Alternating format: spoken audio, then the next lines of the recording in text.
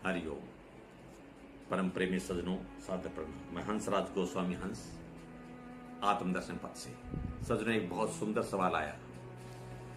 सवाल पूछा गया एक श्रद्धालु के द्वारा कि सबसे बड़ी शुद्धि क्या है और उससे क्या फायदा है, क्या कहते हैं वेद शास्त्र। मैं यही सवाल आपसे साझा करना चाहता हूं कि बहुत महत्वपूर्ण सवाल है। वेद शास्त्र संत सब कहते हैं कि ये शुद्धि अगर आपने प्राप्त करे तो आप मोक्ष प्राप्त कर सकते हो, आप 84 लाख जन्मों का जन्म मरण मिटा सकते हो। वो क्या है?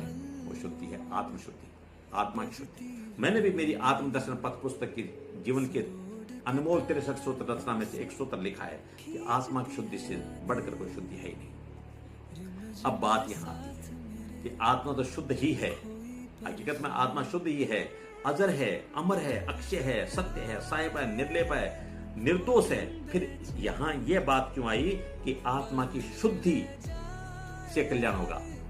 ये बात इसलिए आई कि अज्ञानता के कारण से आत्मा ने संसार में जो शरीर दिख रहे हैं, हर शरीर में मन, बुद्धि, चित्त, अहंकार है ना, तो वो जड़ है और आत्मा चेतन है। चेतन आत्मा का उस जड़ के साथ दोस्ती हो गई, लगाव हो गया और वो तारतम्य होने के कारण से चित्त जड़ ग्रंथि बन गई। शास्त्र का चित्त जड़ ग्रंथि, ये चित्त जड़ ग्रंथि कारण शरीर में बन गई और वहां अहम भाव वहां हो गया, जहां कामनाएं सारी निवास वहीं करती हैं। इसी से जन्म मरण चालू हो गया।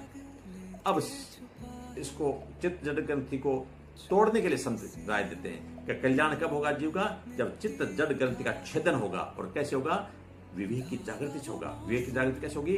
बिन सत्संग विवेक ना होई और राम कृपा बिना सुलभ न सोई, तुलसीदास जी महाराज ने कहा है। इसलिए संतों का प्रवचन, ज्ञान, भगवान की कथा, नाम जप आदि जिस कारण से ये जो भी साधन बताए गए हैं, इनके द्वारा विवेक की जागृति और विवेक की जागृति की पराकाष्ठा पर पहुंचने पर जब आत्मबोध होगा, तब प्राणी समझ पाएगा कि जिसको मैं मेरा मान रहा था, मन बुद्धि चित्त अहंकार, वो मेरा था ही नहीं। मैं तो उनके जड़ तत्व के कारण से मेरे में कोई जन्मन है ही नहीं। आत्मा तो परमात्मा का अंश है।